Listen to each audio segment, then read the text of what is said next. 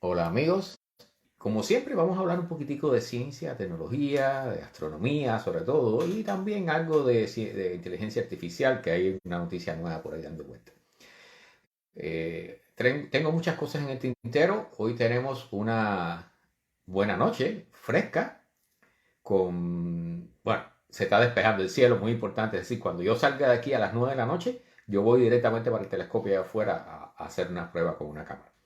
Bueno, eh, hola Jesús León, gracias por estar por acá. Joel Paneque también, gracias, veo que ya la gente va llegando al baile. Buenas noches a todos. Bien, vamos a comenzar. Hola Rubén Martí, gracias por estar por acá.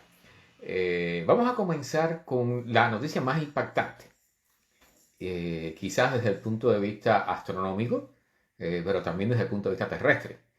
Resulta que el Sol, bueno, estamos en Hola Gilar, gracias por estar por acá. Resulta que el Sol está llegando, no estamos ya en el pico de actividad, pero estamos subiendo al pico de actividad solar. Hola Mecho, gracias por estar. Buenas noches. Y el Sol está muy activo. Tres Patines están. Bueno, se va sumando la gente, gracias por estar. Va creciendo la audiencia. El Sol, si buscan imágenes del Sol, sí hace un poquito de frío y ya mañana va a estar un poquito más. Buenas condiciones para poner el telescopio y hacer algo de astronomía. Que como dije, después cuando salga de aquí a las 9 de la noche voy corriendo para allá afuera al patio a destapar el telescopio y a hacer una prueba con una cámara. Y para aquellos que no lo conocen, el sitio web spaceweather.com, o sea, climaespacial.com, spaceweather, allí ponen diariamente todos los resultados de la actividad, de la medición de la actividad del Sol. Se ponen algunas fotos espectaculares de auroras boreales y se dan una serie de avisos. Entonces, eh, ayer, bueno, el Sol ha estado sumamente activo. O sea, si buscan las imágenes del Sol van a ver que tiene muchas manchas y realmente, hola Roberto Pérez, gracias por estar. Y Papo, hola. Allá, qué bueno que apareciste. Puerto Rico está presente. Bueno, la cosa es que están surgiendo llamaradas muy grandes en el sol. Y gracias a Gisela también, Roberto y Gisela. Bueno, la cosa es que el Sol hace unos días atrás lanzó una CME. O sea, eso es lo que significa en español es una eyección de masa coronal. O sea, el Sol es una gran bola de plasma, de gas caliente, pero ionizado. O sea, tiene cargas eléctricas y tiene campo magnético. Entonces, toda esa actividad en el Sol que tiene un ciclo, oficialmente tiene un ciclo de 11 años, ahora estamos subiendo hacia el máximo. Y entonces el Sol es nuestra estrella, es la que nos, bueno, no la nuestra, es la estrella que nos ilumina y nos da la vida, ¿verdad? Nos garantiza toda la energía que tenemos aquí en la Tierra y gracias a eso el sistema, la biología en el planeta funciona. Pero a la misma vez las estrellas tienen también una cara oscura en el sentido, no que, bueno, no que haya una parte oscura en el Sol, sino que pueden dañar la vida de muchas formas. Y aunque el Sol es una estrella relativamente tranquila y gracias a eso estamos aquí y estamos tranquilos, hubo algo que ocurrió muchos años atrás que se llamó el evento de Carrington. O sea, fue una gran eyección de masa coronal, ya iba a tratar de decirlo en inglés, CME.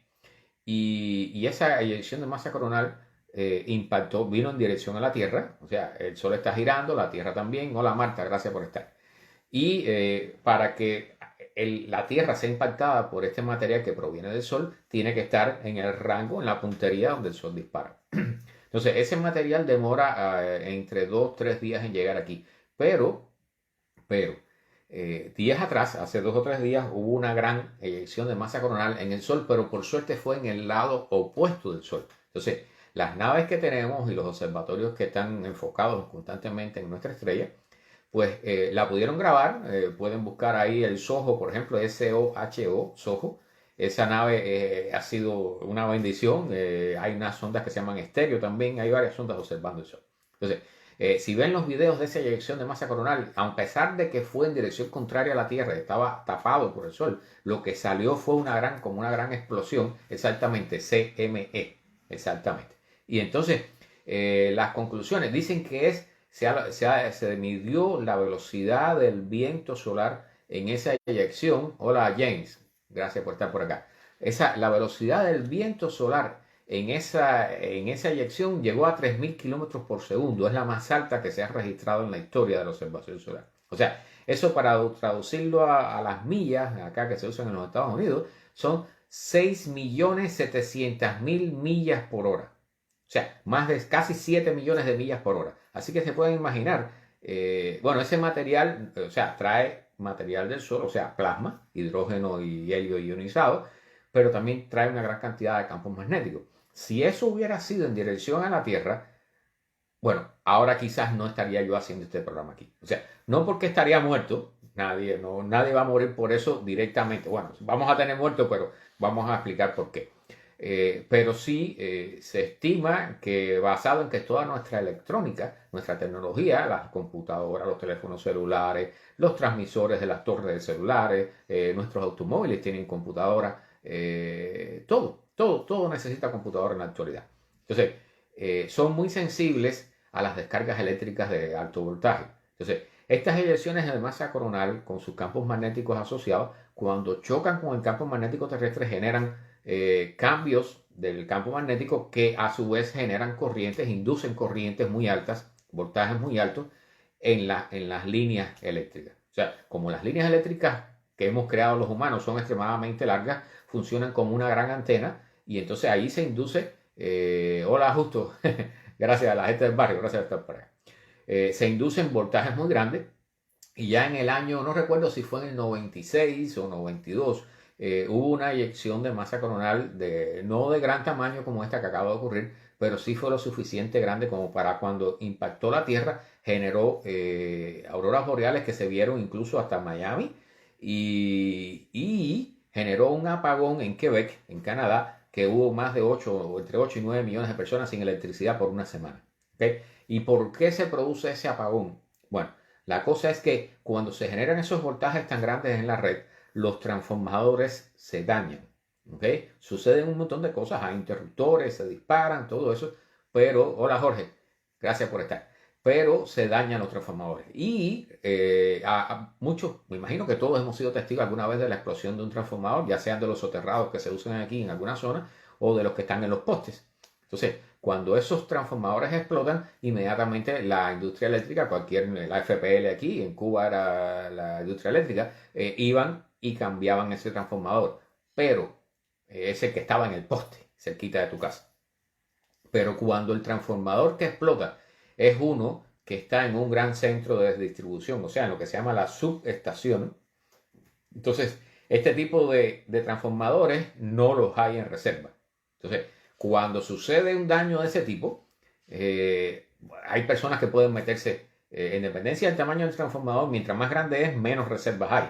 Entonces, si el transformador es lo suficientemente grande, pueden pasar meses antes de que se restaure la electricidad en una zona. ¿Okay? Entonces, ¿cuál es la advertencia que hay al respecto de las eyecciones de masa coronal? Trato de decirlo en inglés a veces.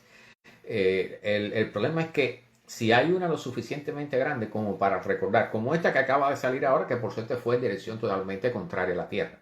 Si hubiera venido, sí, Jorge, sí, gracias. Sandra, gracias por estar con nosotros. Pues si esa eyección de masa coronal hubiera estado en dirección a la Tierra, entonces los estimados de la NASA andan por creo, 2 trillones de dólares. Tengo que la cifra por aquí, por algún lado está anotada en este artículo. Yo hablo de esto a cada rato porque realmente es extremadamente preocupante porque no nos estamos preparando para esto. O sea, nosotros no estamos listos para una tormenta solar de gran magnitud. En la época en que sucedió el evento de Carrington estaban comenzando a usarse los telégrafos, que eran simplemente 2 alambritos con una llave telegráfica y una batería. ¿Ok? Y en el mejor de los casos, pues tenían un rollito con papel y una plumita que dibujaba una línea y un punto, una raya y un punto en la cinta de papel. Bueno, en esa época las corrientes que se indujeron en esos cables de telegrafía fueron tan grandes que en algunos casos, en los casos más sencillos, menos peligrosos, los operadores podían operar el telégrafo sin usar baterías. Pero en los casos más preocupantes, incendiaron el papel del telégrafo. ¿Okay? O sea, saltaban chispas y cosas por el estilo. Entonces, con toda nuestra tecnología, eso incluye los satélites. Recuerden que cuando usted pasa una tarjeta de crédito o débito en su gasolinera favorita, si usted echa un poquito para atrás o cruza la acera de enfrente y mira sobre la azotea de la gasolinera, que me imagino que ninguno habrá hecho eso, va a haber una gran antena parabólica. Y esa antena parabólica está apuntando, por supuesto, hacia el cielo. Y esa transacción que usted hace con la tarjeta de débito o de crédito va a un satélite y luego baja hacia la Tierra a los sistemas ya que incluyen Internet y todo eso para entonces hacer la operación en el banco. ¿Okay? Cuando usted está con la tarjeta de crédito en la gasolinera, usted está usando una transacción a través de la vía de un satélite. ¿Okay? Entonces, una de las cosas que primero van a ser afectadas por este tipo de tormentas son los satélites. Nosotros somos extremadamente dependientes de la tecnología espacial, aunque no lo vemos, no lo notamos en el día a día. ¿Okay? Desde el parte del tiempo hasta, como le dije, las transacciones bancarias en lugares no tan remotos, o sea, en el medio de una ciudad, dependemos de los satélites. Y para aquellos que tienen DirecTV y esas cosas, pues también depende de un satélite. Entonces, la tormenta solar lo primero que va a dañar son los satélites y después va a entrar aquí en la Tierra. Entonces, en dependencia, para el caso más grave, digamos como esta que pasó ahora, lamentablemente nosotros no pudimos medir, porque no teníamos tecnología en ese momento, para en 1845, cuando pasó el evento de Carrington, no teníamos instrumentos para medir como tenemos ahora. Entonces, nosotros no tenemos idea de qué magnitud fue aquella eyección de masa coronal, aquella tormenta solar. Pero esta fue lo suficientemente grande. Y entonces, ¿qué pudiera suceder en este caso? Bueno, además de tener, lo primero serían las interrupciones en las señales de satélite, pero posteriormente se comenzarían a dañar los circuitos eléctricos aquí en tierra. Entonces, muchas personas quedarían sin electricidad, no se sabe cuánto, depende de si la red eléctrica, o sea, si las compañías eléctricas se han preparado para eso. Hola Andy, gracias por estar por acá. Si las compañías eléctricas se han preparado, o sea, generalmente hay un aviso que puede ser 3 días antes, 2 días antes. En este caso, con esta tormenta, la tormenta llegó, fue tan rápida que llegó un día después de ocurrir. ¿Okay? Los efectos. Entonces, lo que estamos diciendo es que si no hay suficiente tiempo o las compañías no se preparan a tiempo y no toman medidas, entonces los daños pueden ser grandes. Y si hay demasiados transformadores dañados, entonces llega un momento que se agotan lo que hay de reserva y entonces va a ser un problema grave. Ahora, ¿qué consecuencias tiene eso? Imagínense, de la electricidad depende el suministro de agua, que es lo más importante que tenemos en las ciudades. O sea, lo más importante en las ciudades no es la internet ni la electricidad, es el agua. Pero el agua depende del suministro eléctrico. ¿Okay? Los lugares como los frigoríficos, los supermercados, todo eso se echaría a perder todos los productos que hay ahí congelados, tarde o temprano. O sea, después de 3 días ya es un problema. Pero hay cosas más graves. O sea, los enfermos que están en los hospitales y que dependen del mantenimiento de vida, mantenimiento vital, como lo llaman, de máquinas especializadas y todo eso, sí. Si no hay combustible para suplir las plantas de emergencia de los hospitales, que normalmente tienen una reserva, depende del hospital, a veces tienen reserva de 24 horas, a veces es menos, a veces es más, 3 días, pero si no hay forma de resuplir esas plantas de emergencia, pues todos los pacientes que dependen del mantenimiento de vida van a morir. ¿Okay? Entonces, todo eso, o sea, nosotros no tenemos idea de cuán sensibles somos a la actividad del sol. ¿Okay? Y esto no solo tiene que ver con la actividad solar, o sea, si en algún momento algún estado existe algo que se llama la bomba del arco iris, que creo que ya he mencionado anteriormente, que es simplemente una bomba atómica que se hace explotar a 500 kilómetros de altura.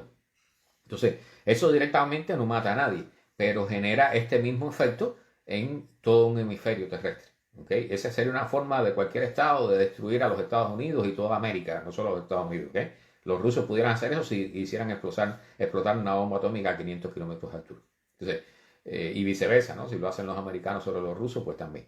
Por supuesto, eso incluiría toda Europa, o sea, sería un desastre mayúsculo, ¿no? Y las cantidades de muertos serían enormes.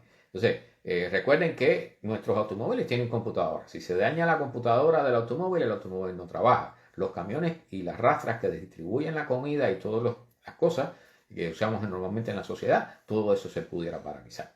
Entonces, realmente sería un desastre mayúsculo. La NASA, el cálculo que yo, si mal no recuerdo, era $2 trillones y que Estados Unidos demoraría 20 años en recuperarse de un evento de tal magnitud.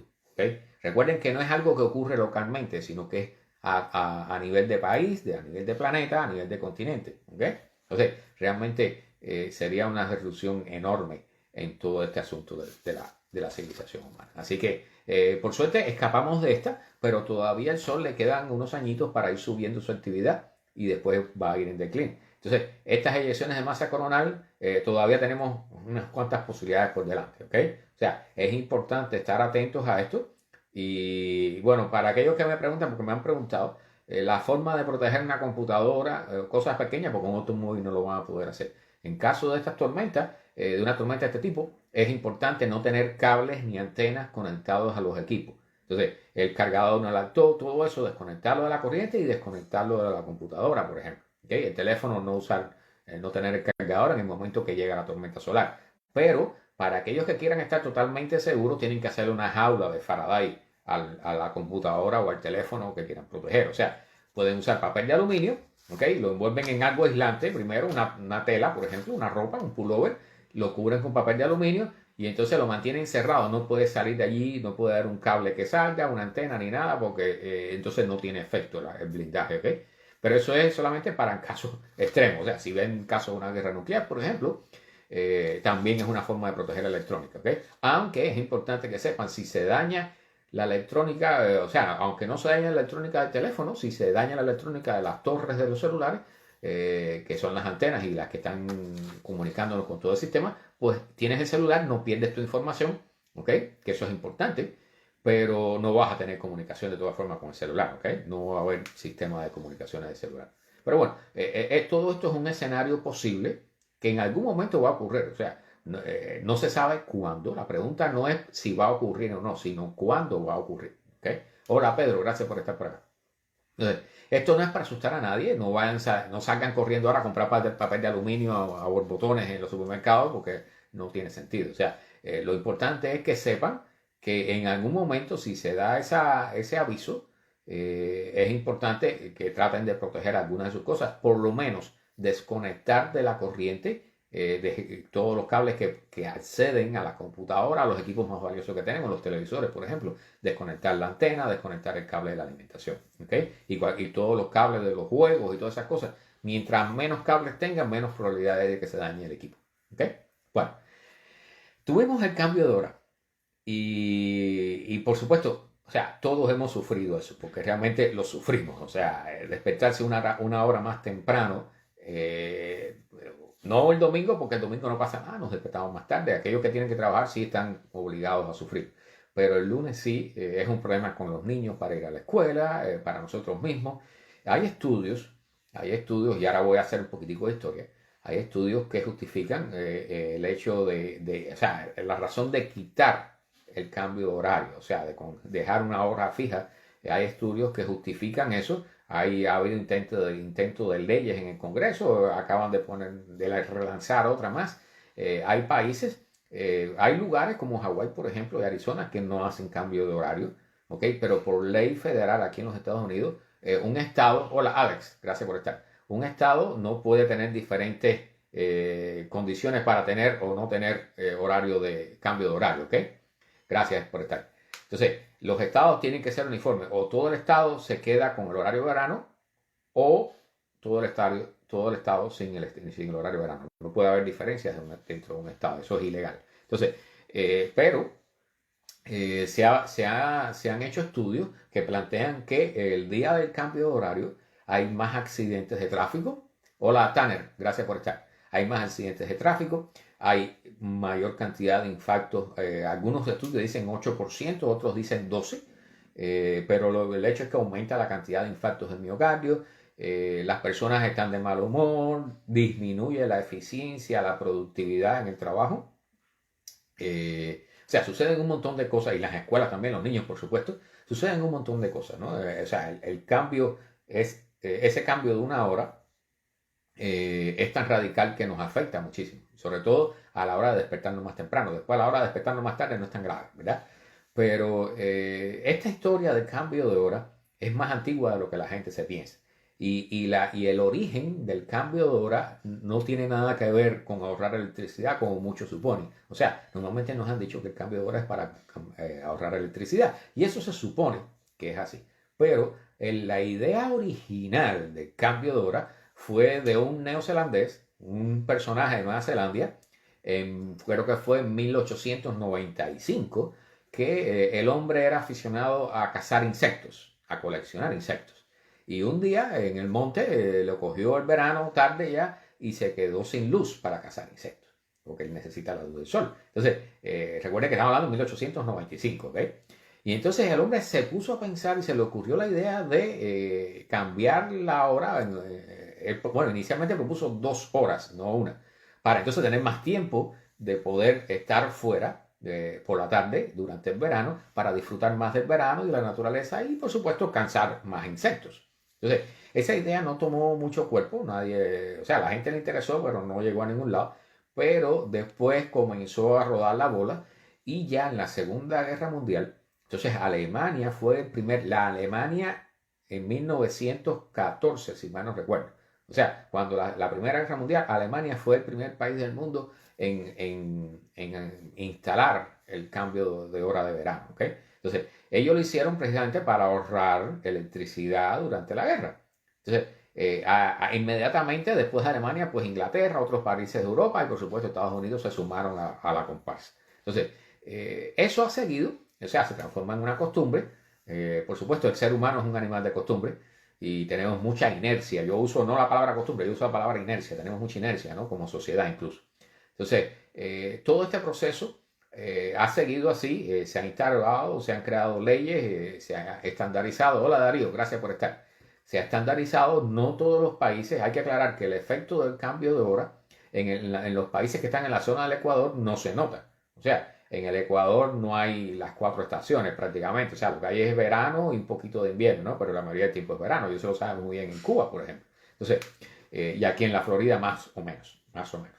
Pero en la medida que te vas acercando hacia el norte, va siendo más notable. Y entonces allí, no por gusto, los países que sí primero instauraron el cambio de hora son los países que están más arriba, o sea, los países europeos de la parte norte, Canadá y estas cosas. Y Estados Unidos también, por supuesto. Entonces, yo me imagino que todos sepan que entre el invierno y el verano hay grandes diferencias en la medida que va subiendo hacia el polo, ¿ok? O sea, la duración del día y la noche va cambiando y ya cuando estás en el polo hay 6 meses de día y 6 meses de noche, ¿ok? Y viceversa. Entonces, realmente es un proceso complicado toda esta historia del cambio de hora, pero actualmente se ha encontrado que o sea, se han hecho estimaciones y ya que el origen, la parte inicial del cambio de hora, que he dicho sea de paso, Franklin, el muy conocido aquí, el famoso hombre de pararrayos aquí en los Estados Unidos, pues él estuvo en Europa y fue uno de los que habló del tema de ahorrar velas usando el cambio de hora. O sea, hizo un cálculo, creo que eran, no sé, unos 21 millones de dólares que se iban a ahorrar en velas y todas esas cosas. Entonces, ahora, como tenemos bombillos que son ahorradores y bombillos LED, pues ahora el consumo de electricidad no es tan crítico, no se ahorra tanto porque por supuesto se consume mucha menos electricidad en iluminación. Entonces el cambio de hora no sería tan crítico por ese lado. ¿Okay? Pero un par de datos curiosos. O sea, una de las causas por las que el cambio de hora existe todavía es que fue apoyado por lo que llaman los retailers, los vendedores. O sea, las tiendas, los vendedores de comida rápida, toda esa gente que se dedica a vender, que tiene negocio para vender cosas, le convenía el cambio de hora. Y eso, aquí en los Estados Unidos comenzó esa ola para hacer lobbying en el Congreso en los años 80 y pico, y hasta el año 2005, que en 2005 creo que se apoyó todavía una legislación para asegurar el cambio de horario de forma que los vendedores pudieran tener mejor negocio. ¿Ok? O sea, había un cálculo, creo que era de $1 billón, una cosa por el estilo, cada año en el aumento de las ventas, producto de que la gente estaba más tarde, más tiempo en la calle, y por lo tanto compraba más McDonald's, o compraba más ropa, o estaba más tiempo en las tiendas. Entonces, fíjense hasta qué punto el cambio de hora tiene que ver con la economía, ¿no? No solamente por el hecho de, entre comillas, de ahorrar electricidad. Entonces, hay algo más impactante y que muchos no saben. O sea, el cambio de hora, el Congreso de los Estados Unidos había propuesto terminarlo, creo que el primer domingo de octubre. ¿Okay? Y entonces surgió una gran protesta y le hicieron lobbying también al Congreso. La gente, adivinen quiénes, los que producen caramelos. O sea, si tú le quitas, le cambias el horario antes de Halloween a los niños, va a haber menos niños y que van a ir a Halloween a la calle porque va a estar más oscuro. Entonces, toda esa historia es una historia un poco complicada, pero al final el Congreso terminó entonces cambiando el final del horario de verano para noviembre. ¿Y todo por qué? Por Halloween. ¿Okay? Para que tengan una idea de que las cosas que pensamos que son tan sencillas, o sea, cuando se dice vamos a quitar el cambio de hora porque nos molesta despertar una hora más temprano, pero detrás hay muchos intereses que están manteniendo eso. ¿Okay? Entonces, realmente ahora, o sea, hasta donde yo pienso que si se quiere tocar el tema realmente y tratar de solucionar ese problema que nos molesta, dicho sea de paso, el Reino Unido estuvo un año entero, no recuerdo si fue en horario verano o viceversa, en horario normal, estuvo un año así, creo que fue en horario verano fijo, y no hicieron cambio de hora, pero dejaron el horario de verano fijo durante un año, y entonces los accidentes en la tarde se redujeron en más de un 10%, los accidentes de tráfico. O sea, como la gente salía de día todavía del trabajo, que es el momento que más cansado estás y eso, pero tenías luz de sol, entonces había menos cantidad de accidentes que en el caso de que oscurece más temprano. Entonces, hay muchas cosas a tomar en cuenta en esto. Así que cuando hablemos de quitar el cambio de horario, y yo no estoy diciendo que yo esté a favor de dejarlo o de quitarlo, ¿ok? Hay que tener en cuenta todos los factores, o sea, los factores, hola Christopher, todos los factores, desde la parte científica como tal, hasta la parte económica y la parte personal, o sea, donde nos sentimos afectados por el cambio de hora que definitivamente nos crea algunos problemas. La parte médica también, ¿ok? Entonces, cuando escuchen hablar sobre el tema, piensen en todo lo que les he dicho, busquen, si se los olvidó, pues busquen de nuevo la historia del cambio de hora y vamos a analizar si es negocio hacerlo o no y cuál horario es dejar, o sea, si se va a quitar el cambio de hora, qué horario vamos a dejar permanente, por ejemplo, aquí en la Florida, el horario de verano permanente o el horario de invierno permanente. ¿Okay? Recuerden que si aquí o sea, si en todo el país se quita el cambio de hora, cuando aquí tenemos sol y los niños están saliendo, el sol está saliendo y los niños están yendo a la escuela con el sol iluminando las calles, en el oeste del país, en la costa del Pacífico, va a ser de madrugada todavía, o sea, va a estar oscuro y los niños en esa zona van a tener que ir a la escuela con un cielo totalmente oscuro. Entonces, o sea, la cosa no es tan fácil como decir vamos a cambiarlo porque sí y resolvemos el problema, ¿no? O sea, hay muchas cosas a tener en cuenta. Bueno, ayer salió, y para aquellos que no lo vieron, les aconsejo verlo, el video entero de la presentación de GPT-4. O sea, existía el famoso Chat GPT, que era la inteligencia artificial esa que te permite preguntarle cosas que ya lo puedes hacer en español, para aquellos que no lo han probado. Solamente tienen que hacer una cuenta, repito, es gratis. Solamente tienen que hacerse una cuenta con el correo electrónico y un password y pueden usarlo, ¿ok? Entonces, está en español, no tienen que fajarse con el inglés aquellos que no quieren. Entonces, el chat GPT es la versión, que era la versión 3, entre comillas. Ahora ellos presentaron ayer la versión 4. Entonces, ya yo había dado noticias aquí en los encuentros anteriores de que había compañías que estaban usando ChatGPT para sus negocios, les estaba ahorrando a veces entre 50 y 100 mil dólares en algunos negocios y que les había servido para despedir a algunos trabajadores, o sea, para sustituir a trabajadores. Entonces, ahora, con esta presentación de ayer del chat, bueno, no es chat, ya no tiene chat delante, ¿ok? La nueva versión es GPT-4, guión 4. Entonces, este es sumamente inteligente, o sea, el cambio ha sido radical. Ellos están hablando de que ya no va a ser solamente texto, aunque esa opción todavía no está disponible. O sea, vas a poder usar imágenes, la inteligencia artificial va a poder detectar imágenes y describirlas. Realmente es impresionante. Si tienen que ver el video, pero voy a mencionarles dos de las cosas que mostraron ahí como ejemplo. O sea, muchos de nosotros, unos cuantos de nosotros, de vez en cuando tenemos nuestro propio sitio web o necesitamos crear una página web. Pues normalmente lo que se hace en ese proceso, tú dibujas una hoja de papel, qué forma quieres que tenga la página y qué texto va a tener y qué secciones va a tener. Y entonces te creas ese esquema y vas buscando un sitio web donde puedas crear todo el código y las páginas para que funcione.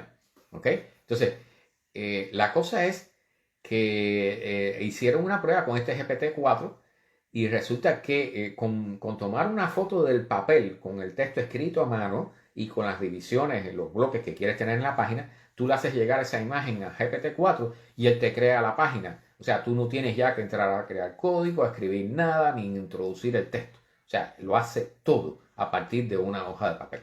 ¿Okay? Entonces, te genera el código que, por supuesto, tú después lo aplicas para tu página.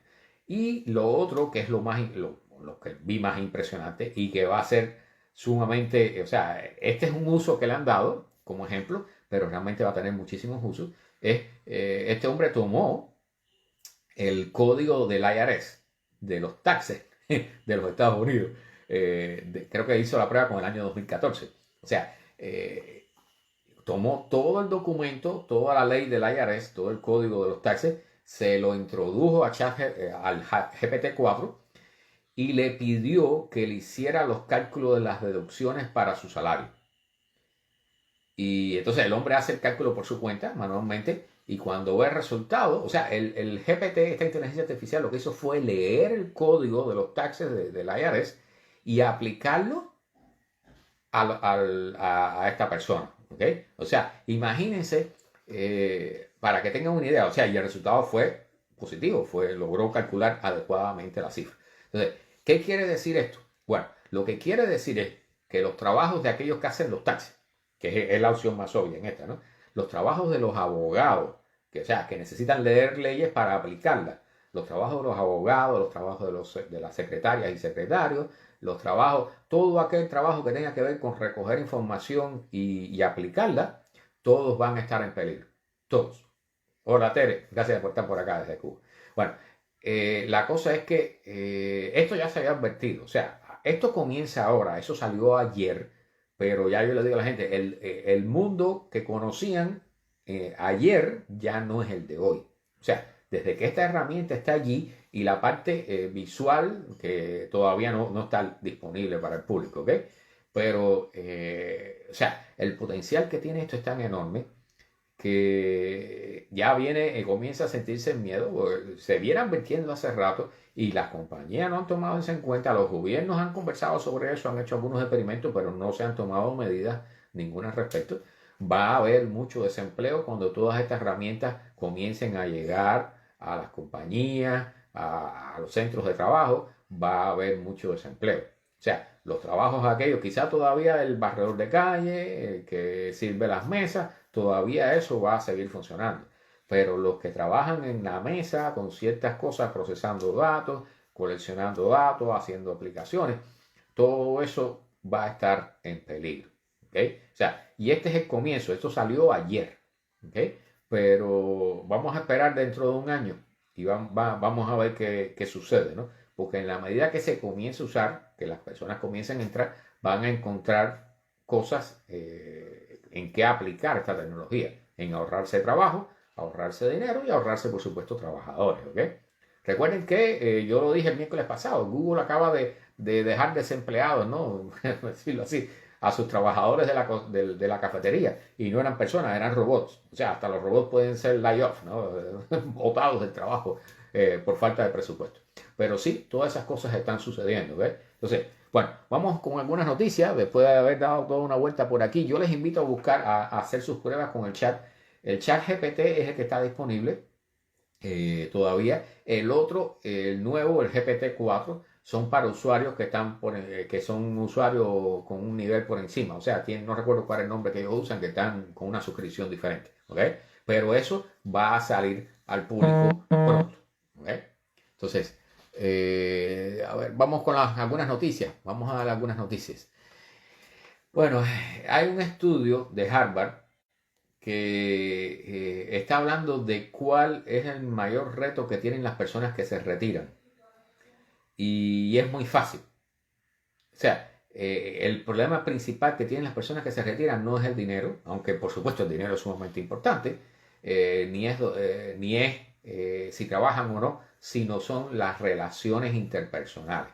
O sea, las personas cuando dejan su trabajo para su retiro, van a vivir solos o van a vivir con su familia, pero van a perder toda la relación que tenían en su centro de trabajo con todos sus compañeros de trabajo. Entonces,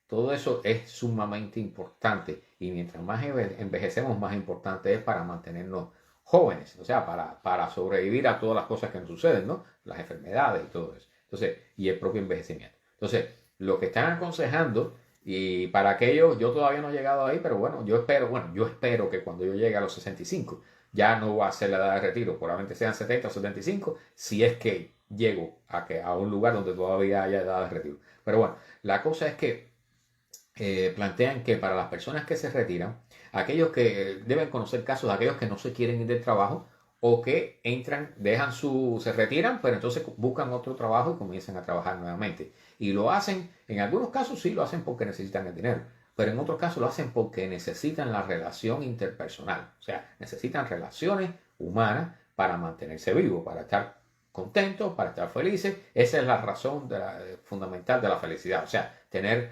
buenos amigos, personas que realmente te hagan sentir vivo. ¿Okay? Y este mensaje es muy importante. Así que si tienen personas cerca que se hayan retirado, pues ya saben. Bueno, todos nosotros conocemos el sargazo, ¿verdad? En la playa. Esa cosa que no nos deja disfrutar de la playa generalmente, ¿no? Porque no es muy agradable pisar el sargazo o bañarse en medio de los sargazos. Bueno, hay un boom enorme de sargazo en el Océano Atlántico. Es tan grande, un crecimiento tan grande de sargazos en el Océano Atlántico que se ve desde los satélites, ¿ok? Desde la órbita. Y están hablando que esta isla de sargazo tiene 5.000 kilómetros de ancho, es el doble de ancho de los Estados Unidos. ¿Okay? ¿Por qué sucede esto? Bueno, por dos cosas. Una, porque hay más dióxido de carbono en la atmósfera y también porque está más caliente el agua. Entonces eso le favorece mucho el crecimiento. Y el sargazo no es malo de por sí. O sea, el sargazo ofrece refugio para peces, lugares de crianza para crías, valga la redundancia. Pero el problema es que el sargazo cuando llega a las playas genera problemas económicos, pero también cuando llega a los lugares donde hay corales, pues prácticamente crea un caos y mata los seres que están alrededor de los corales, acaba con el ecosistema, ¿no? Entonces, están hablando de que vamos a tener una invasión de sargazo, porque está viniendo hacia acá, hacia el oeste, y nos va a llegar a las costas este de lo que es todo el Caribe y por supuesto aquí también a las playas de la Florida, ¿no? Así que ya tienen idea de lo que nos espera para este año, ¿no? O sea, la marea roja ya comenzó, tengo entendido, en la costa oeste, pero la costa este va a tener su problema. Bueno, han hecho una investigación en los perros de Chernobyl. O sea, cuando sucedió el problema de Chernobyl, que fue en el año 1986, el accidente de Chernobyl, las personas los tuvieron allí y no les informaron nada en las ciudades que vivían cerca, Pripyat, recuerdo que se llama la ciudad, pero de momento ya cuando decidieron evacuar a todo el mundo, se los llevaron en buses, no les dejaron llevarse nada prácticamente, incluyendo a sus mascotas. Entonces, ahora se ha hecho un estudio porque todos los perros que vivían en esa zona quedaron allí totalmente abandonados, muchos murieron, pero otros sobrevivieron. Entonces, hay una población de perros no salvajes, pero bueno, son salvajes en el sentido que se han criado solos en esta zona que está contaminada con radioactividad y que bueno, la radioactividad va decreciendo, pero todavía hay efectos ahí en la zona. Y entonces los trabajadores de la planta, que todavía están en la planta de Chernobyl, en los alrededores, le dan de comer a estos animales y toda esa serie de cosas. Entonces hay un estudio genético que se ha hecho sobre 300 perros de Chernobyl y todos tienen cambios genéticos, o sea, son totalmente diferentes en cuanto a su genética al resto de los perros del planeta. Y estamos hablando, o sea, ellos no, en el estudio no dicen exactamente qué fue lo que encontraron.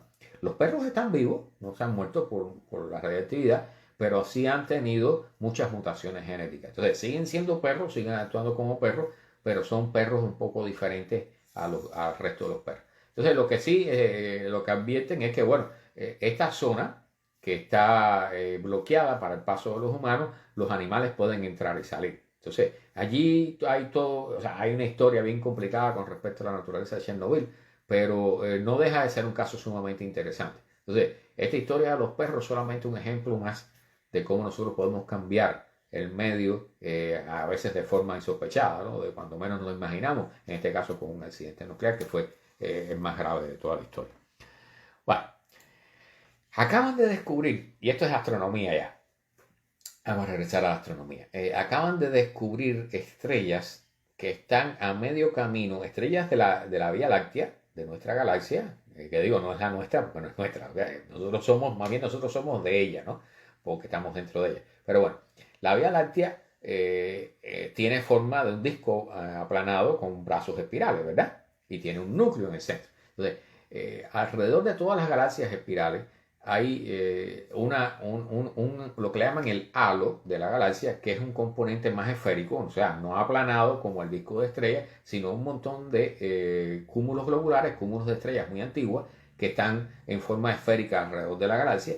Y más allá hay estrellas solitarias que están también formando un halo esférico alrededor de la galaxia. Entonces, ahora por primera vez se han logrado descubrir en un nuevo estudio estas series de estrellas que son estrellas variables, que gracias a que son variables podemos determinar con bastante exactitud la distancia. Son estrellas RR Lira. Y entonces hemos encontrado estrellas de la galaxia nuestra, de la Vía Láctea, hasta a 1 millón de años luz del centro de la galaxia. O sea, están casi a mitad de camino de la galaxia Andrómeda. O sea, entre la Vía Láctea y la galaxia Andrómeda hay 2,5 millones de años luz de distancia. Entonces, estas estrellas que andan solitarias por ahí son parte de la Vía Láctea, pero andan bien lejos, están a mitad de camino. Y esto, o sea, además de ser un descubrimiento sorpresivo, nos dice varias cosas. Una es que el espacio... hola Renata, gracias por estar por acá. Bienvenida. El espacio intergaláctico no está tan vacío como se pensaba, pero que además la interacción entre la galaxia Andrómeda y la Vía Láctea ya está comenzando. O sea, recuerden que se dice dentro de 5.000 millones de años, 5 billones en términos ingleses, no americanos, 5.000 millones de años, la Vía Láctea y Andrómeda van a chocar, ¿ok? Y se van a unir y van a formar una galaxia elíptica, que es el proceso de evolución de las galaxias. O sea, las galaxias más pequeñas se van uniendo, y es como suponemos cómo funciona todo, se van uniendo para formar galaxias espirales, y las galaxias espirales se unen para formar galaxias elípticas supergigantes. ¿Ok? Entonces, ese choque que debe ocurrir, un choque entre comillas, porque realmente muy pocas estrellas chocan unas con otras, o sea, el espacio entre las estrellas es tan grande que unas pasan por dentro de otras y lo que hacen es funcionar más por efectos gravitacionales. Pero este proceso que debe ocurrir dentro de 5.000 millones de años ya está comenzando. O sea, ya ahí comienzan a haber intercambio de estrellas entre Andrómeda y la Vía Láctea en el borde más exterior de ambas. ¿Okay? Entonces, esta es una noticia súper interesante que nos dice, bueno, que el espacio no es lo que pensamos, no es tan vacío como se pensaba. ¿Okay? Gracias, Renata. Bueno, tengo... Bueno, esta con respecto al cerebro. Hicieron el primer mapa completo del cerebro de un insecto. Y estamos hablando de mapear 3.000 neuronas.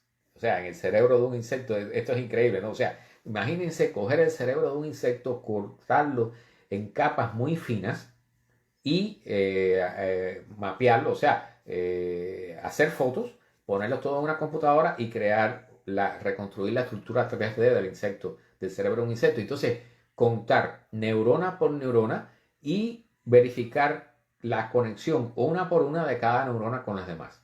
Sí, lo que han hecho es un mapa completo de la conexión de todas las neuronas del cerebro de un insecto. O sea, esta es la primera vez que se logra esto en un organismo, vamos a decir, regularmente complejo. O sea, anteriormente se había hecho con gusarapos. Y esos gusarapos, bueno, tenían algunos cientos de neuronas solamente. Pero en el caso del insecto, tiene 3.000 neuronas. Entonces, todavía no estamos al nivel de hacer un mapa del cerebro humano, o de un mono, o de un perro, o de un gato, ¿okay? Ni de un murciélago.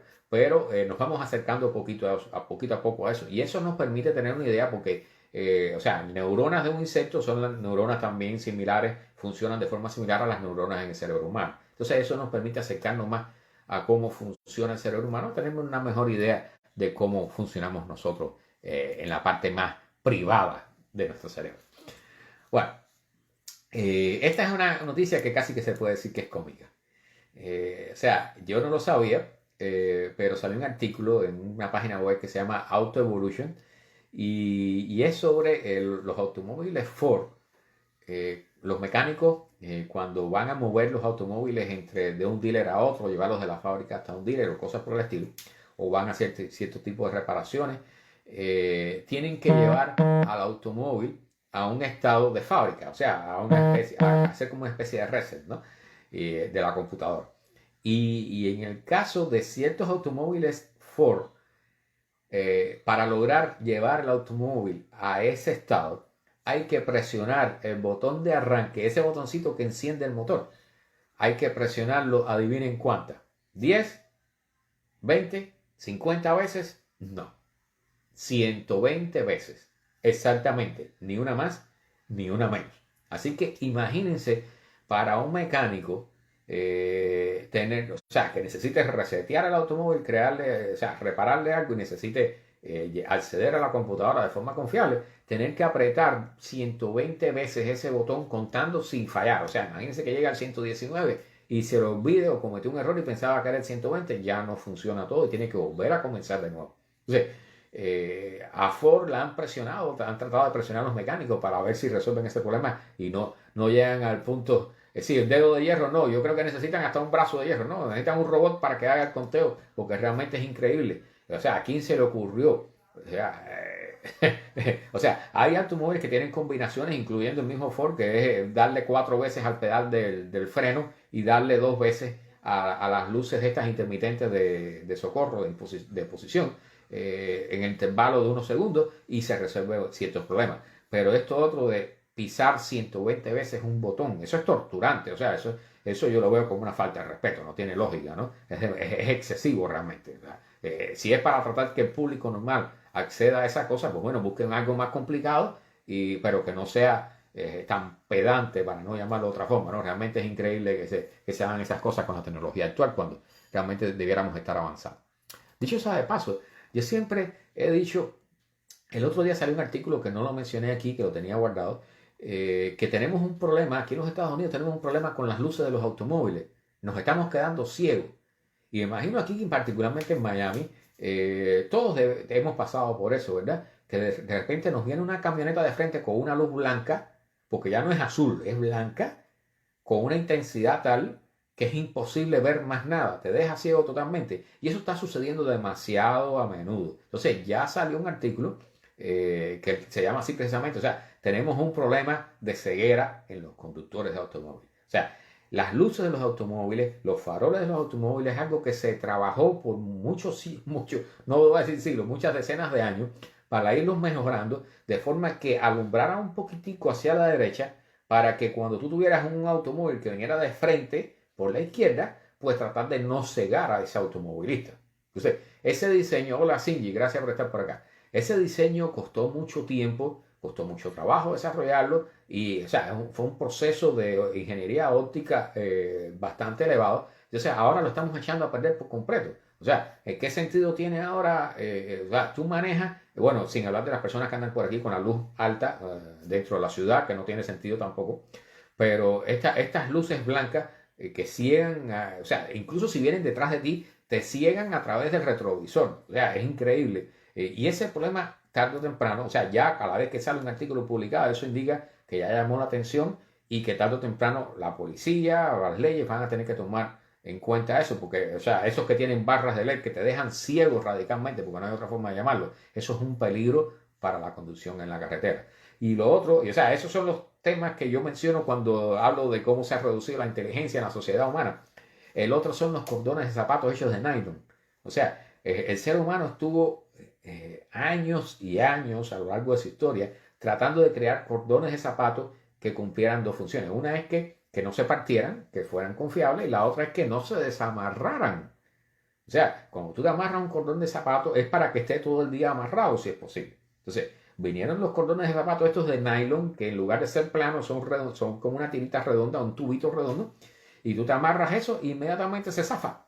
O sea, tienes que hacerte un doble nudo, en el mejor de los casos con un doble nudo lo resuelve. Pero eso es una falta de respeto. O sea, hemos llegado a tal punto de que sí, son más baratos para la industria, pero, o sea, ¿hasta qué punto te crean un problema a ti unos cordones de zapatos que son de nylon? Y, o sea, es algo que tú no debieras tener preocupación al respecto y sin embargo está ahí y está acabando con nosotros. Pero bueno, por ahí yo tenía otro ejemplo de parecido, después me acuerdo de él y se los menciono. Bueno, hay muchas compañías ya, compañías que buscan, que extraen metales, por ejemplo, las compañías de petróleo se están afilando los dientes. y de hecho hay algunas que tienen una pequeña avanzadilla. ¿Y por qué se están afilando los dientes? Bueno, porque como se está derritiendo el hielo en Groenlandia y en el norte de Canadá, por ejemplo, en el norte de Europa, todo ese lugar donde estaban los glaciares anteriormente y que se está descongelando, queda esa tierra descubierta y esa tierra está virgen. Esa tierra ha estado congelada ahí a veces por 10.000 años o más. Entonces, debajo de eso hay un montón de metales, de hecho, y de petróleo, por supuesto. Se dice que una estimación de cierta oficina aquí de los Estados Unidos dice que en el norte, en la parte de Canadá y Groenlandia, cuando se derrita, hola Mari, gracias por estar por acá, cuando se derrita debe haber ahí reservas del 13% de las reservas de petróleo que quedan en el mundo. Entonces, ahí hay níquel, hay aluminio, hay todo tipo de metales, incluyendo de tierras raras, que son fundamentales para la producción de teléfonos celulares y toda la tecnología que usamos.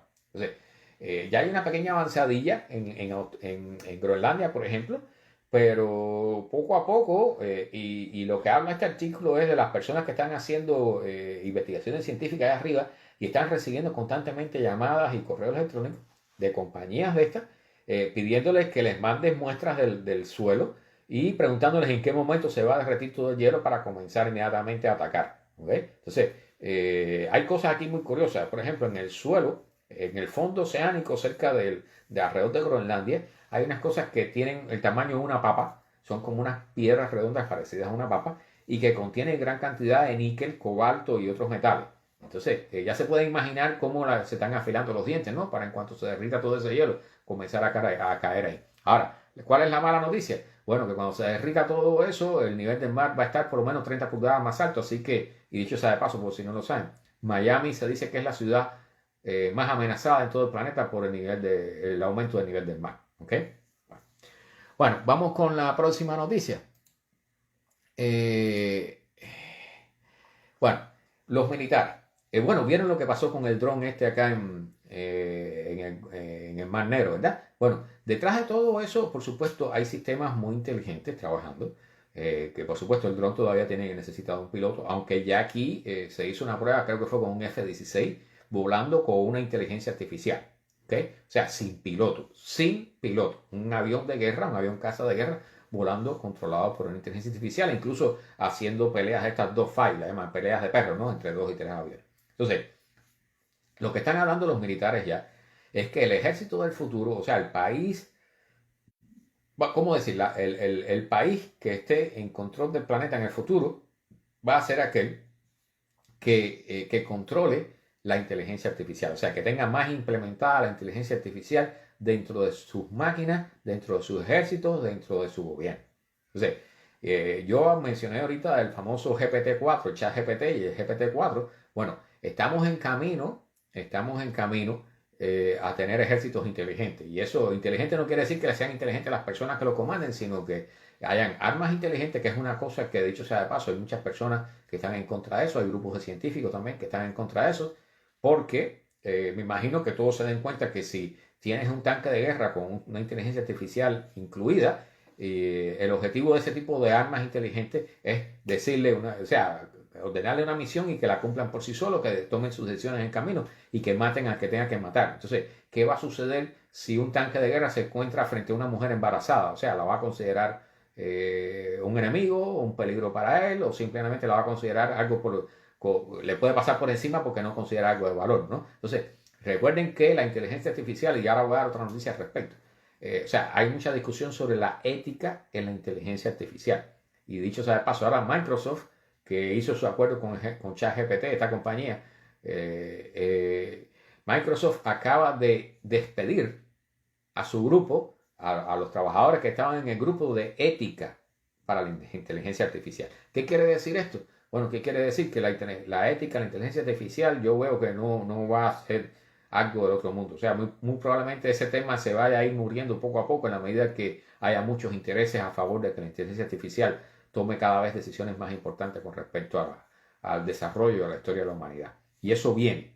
O sea, eso ya está comenzando. Aunque ustedes no lo crean, si ustedes han estado buscando trabajo recientemente y han enviado sus resumés a algunas otras compañías, hola Lorenzo, gracias por estar por acá. Si han enviado sus resumés, los resumés de las personas en compañías grandes, en compañías pequeñitas, todavía de 15, 20 personas, no, todavía no. 50 personas quizás. Pero en compañías grandes como McDonald's o cualquier otra cosa que sea una compañía enorme, hay una inteligencia artificial que es la que está leyendo tu resumen y está leyendo todos los demás y está decidiendo en base a unos parámetros que le dijeron quiénes son los que pudieran ser contratados y quiénes no. O sea, ya no son personas las que deciden eso, son inteligencia artificial. Hola Regla, gracias por estar. Y Lorenzo. Randy, gracias por estar. O sea, hay inteligencias artificiales ya tomando decisiones muy importantes en la vida de las personas. ¿Sí? Y hay un caso famoso, hay un artículo que salió la semana pasada de un periodista que hizo una prueba, o sea, él mismo se le pidió a ChatGPT que le hiciera un resumen sobre su vida, sobre quién era él.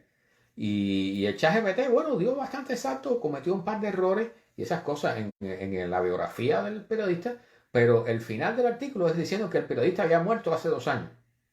O sea, y el hombre estaba vivo, fue el que hizo la petición a la inteligencia artificial sobre que le hiciera su biografía. Entonces, ¿qué conclusiones te da esto? Bueno, imagínense en el momento, cuando se acumulen esos errores, una inteligencia artificial estime que tú estás muerto, tú no vas a tener acceso a nada. O sea, tú no vas a tener acceso, cuando tú apliques para un trabajo, la inteligencia artificial automáticamente te va a descartar porque tú estás muerto. O sea, aunque estés vivo, pero para ella tú estás muerto. O sea, ese es un ejemplo muy importante y es sencillo, un ejemplo banal prácticamente de cómo la inteligencia artificial puede influir en nuestra vida y puede crear problemas muy serios. O sea, cuando una persona está analizando los resúmenes de varias personas, una de las cosas que tiene en cuenta, por supuesto, es que hay familias detrás de esa persona que requieren de un salario, o sea, a la hora de despedir personas y todo eso. Pero cuando eso se hace a través de una inteligencia artificial, allí la ética no es la ética humana, ¿ok? Y eso precisamente es una de las cosas, una de las funciones fundamentales de los comités de ética de estas compañías. Y como dije, Microsoft acaba de despedir a su grupo, ¿ok?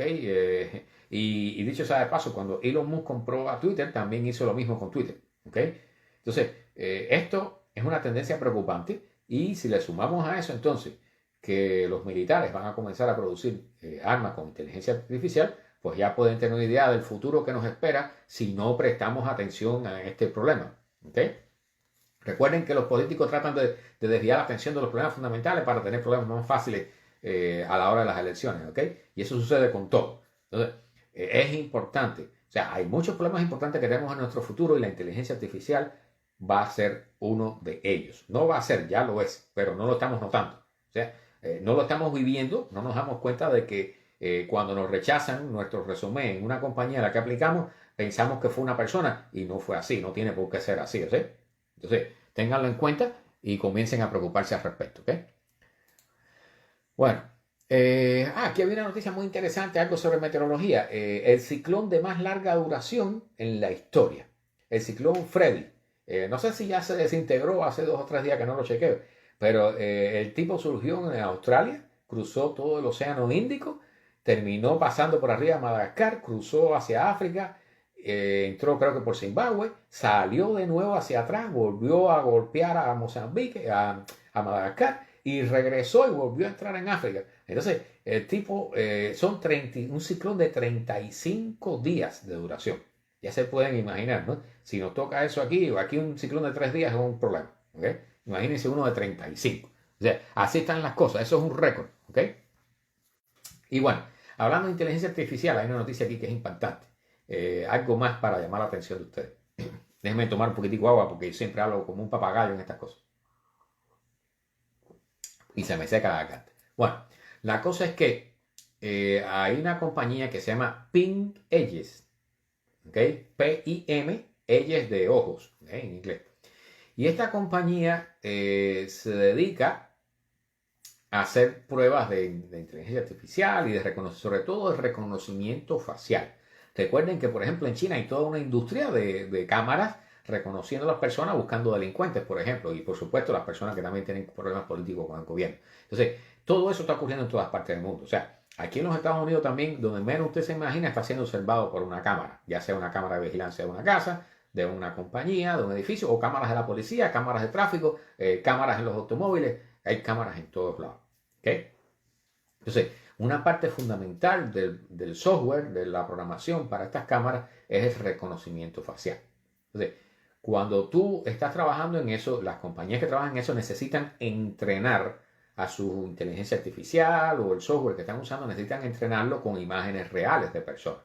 ¿Okay? Entonces, esta compañía PingAgents ha salido a la luz, o sea, ha habido personas que han comenzado a investigar, porque, bueno, me imagino que conozcan la compañía Ancestry, que es la compañía esa que hace los estudios hereditarios en las personas. Entonces, ellos tienen los árboles genealógicos de la persona con fotos y todo eso. Entonces, no todo el mundo lo tiene en público, pero hay personas que sí lo tienen en público, incluyendo la foto de sus familiares ya muertos. ¿Okay? Y resulta que esta compañía PingAgents, pues ha estado tomando fotos de Ancestry sin permiso, sin decir nada. Han estado usando esas fotos para entrenar a su software de reconocimiento facial. Y el resultado entonces es que las fotos de estas personas han sido copiadas y aparecen en el sitio web de PingAgents. Entonces, estos familiares que han comenzado a buscar y han encontrado la foto de su familia muerta ya y que se las han tomado sin autorización, pues han hecho reclamaciones. Después esta compañía dice que las ha quitado, pero 2 meses después vuelven a aparecer, porque por supuesto es importante que sepan una cosa: lo que se pone en internet no se borra. O sea, aunque tú lo borres de un lado, va a estar por otro. En internet la información tiene que estar duplicada y centaduplicada. ¿Okay? Y esa es una característica propia de internet. Así que cuando usted vea un meme por ahí o un video de esos de YouTube que dice, míralo antes de que lo borren. No, señor, aquí no se borra nada. ¿Ok? O sea, eso nada más que es para llamarte la atención para obligarte a verlo. O una foto, o un meme o lo que sea. Pero en realidad en internet no se borra nada. ¿Ok? Entonces, esta compañía ahora está teniendo reclamaciones por parte de muchas personas y yo pienso que no la van a tener muy bonita en los próximos meses y yo espero que la tengan bastante fea, ¿no? Porque realmente tomar fotos sin permiso y usarlas para esto, o sea, el problema de reconocimiento facial está bien complicado. O sea, ya sabemos que padece de racismo, padece de un montón de cosas más, o sea, se enfocan más en las personas más pobres, se enfocan en las personas de color, se enfoca en las minorías étnicas, se enfoca en todo eso y entonces la policía lo usa para buscar delincuentes y bueno, ya saben las consecuencias de eso, no se las pueden imaginar. Bueno, tengo unas cuantas noticias más por acá, a ver cuánto tiempo me queda. Oh, ya estoy pasado, estoy en 1 hora ya. Bueno, vamos con la última noticia. Vamos con la última noticia antes de terminar, porque se nos va el tiempo. Bueno, aquí está la noticia de Microsoft.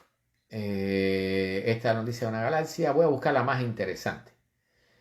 A ver si encuentro la más interesante. Bueno, la más interesante quizás sea que muchos o sea, yo no me di cuenta, no me enteré de eso. Shinichi, gracias por estar por acá. Alejandro, gracias por estar. Están llegando justo al final, pero después pueden ver esto. Esto queda grabado aquí en Facebook, lo pueden ver después completo, ¿ok? Esto es 1 hora completa, cada miércoles, a las 8 de la noche. Y un cohete chino, deben haber escuchado la historia, ¿no? De los cohetes chinos que lanzan con naves que van tanto a la Estación Espacial China como a poner satélites y luego terminan cayendo de forma incontrolada aquí sobre la superficie del planeta, ¿no? Entonces, eso ya ha pasado varias veces y ahora volvió a suceder. Un cohete que lanzaron el año pasado para poner 3 satélites, creo que de origen militar, pero el cohete ahora cayó, ayer o antier, cayó sobre Texas, o sea, sobre una parte deshabitada de Texas, ¿ok? Y no hay reportes de que haya golpeado ni golpeado a personas o dañado propiedades, pero sí se dice que cayó en alguna parte de Texas. O sea, este tema de los cohetes chinos con sus caídas incontroladas es preocupante. Hola Gustavo, gracias por estar. Llegaron tarde, Gaero, llegaron tarde, ya ahorita no tengo ni garganta para hablar. Pero bueno, esto ha sido 1 hora, todo esto queda grabado aquí, lo pueden ver ahorita, ¿ok? O sea, el Facebook lo pone allí y lo pueden ver repetido. Y por supuesto, pueden dejarme comentarios y preguntas, yo las respondo en la medida de las posibilidades, ¿ok? Entonces, esta historia de los cohetes chinos va a seguir por mucho tiempo. O sea, ya los Estados Unidos, Europa, están haciendo reclamaciones, incluyendo el organismo encargado de las Naciones Unidas, para tratar de crear una ley o sea, para controlar precisamente esto. O sea, no puede ser que tú te pongas a lanzar cohetes y cohetes y cohetes y que caigan en cualquier lado. O sea, en algún momento vas a tener un problema. Entonces, hay leyes en las Naciones Unidas, existe lo que se llama el Tratado del Espacio, que dice que la nación que lanza el cohete, disculpe, es la que sería responsable por los daños que puede ocasionar en su caída.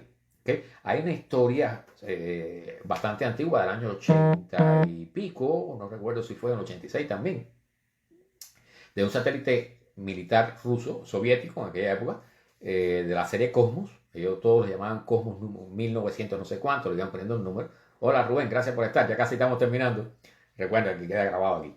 Y entonces ese satélite lo lanzaron, tuvieron un problema con el lanzamiento y el satélite cayó, reentró en la atmósfera y cayó sobre Canadá, sobre la parte norte de Canadá, por suerte, una zona deshabitada. Pero ese satélite tenía una batería atómica bastante grande. Y entonces surgió todo un problema, por supuesto, ellos tuvieron que ir a juicio, limpiar todo aquello, fue un desastre, y los soviéticos tuvieron que pagarle 20 millones de dólares a los canadienses para realizar todo el proceso de limpieza.